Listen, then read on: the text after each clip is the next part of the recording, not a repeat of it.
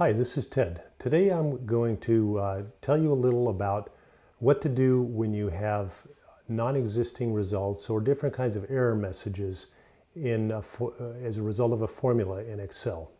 So I have a spreadsheet here, and I just want to show you a couple of pitfalls you may encounter. And what I have is two columns of numbers, at least most of them are numbers. You'll see why they aren't all in just a minute.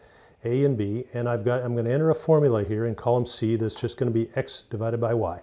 So I click on cell C2, just scroll in a little so you can see. I scroll in, I go to cell C2 and I type equals, and I click on A2 and I enter divided by, and I click on cell B2 and then I hit a return, and there's the result.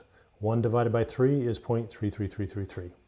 Now I'm going to take that formula and I'm going to copy it down to all the other formulas. There's a couple of ways to do it, but the simplest way is just to click on the cell, go to the bottom right until the cursor changes to a solid plus, and either drag it down, or you can actually just go double click and it scrolls all the way down. Now we see some numbers, but we have a couple of problems here.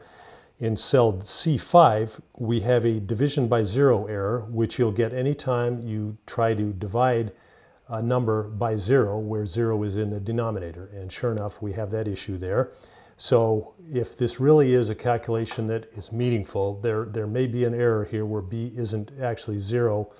You should really look at where the numbers came from.